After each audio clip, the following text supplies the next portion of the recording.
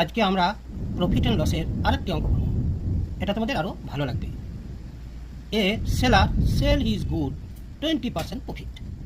If he bought it 10% more and sold it for 140 more, he would have earn profit of 25%, find the cost price.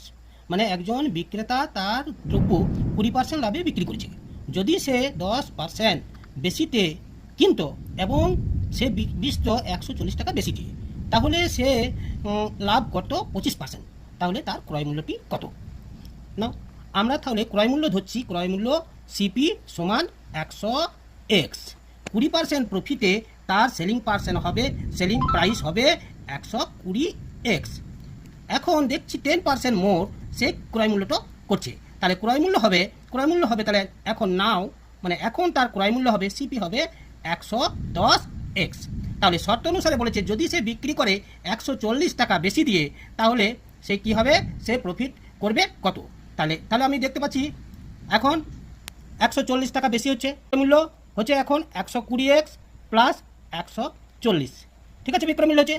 এখন সে যদি তার বলছে 25% লাভ হবে, তাহলে ক্রয় মূল্য এখন হচ্ছে 110, তার 25% লাভে বিক্রয় মূল্যটা হবে 110x গণিত 125/100।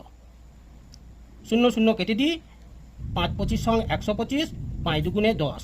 তাহলে 25কে 11 দিয়ে গুণ করি, হবে 275/2।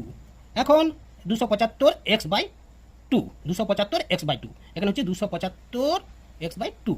ঠিক আছে, এখন শর্ত অনুসারে আমরা হচ্ছে শর্ত অনুসারে আগেকার যেটা বিক্রয় মূল্য তার সঙ্গে 140 টাকা যোগ করে এখন 25% লাভে যে বিক্রয় মূল্য হবে সেটা হবে সমান। তাহলে আমরা করি 240x প্লাস 280 সমান 275x। এখন আমরা সমাধান করি 240x মাইনাস 275x সমান মাইনাস 280। এখন হবে 35x সমান মাইনাস 280।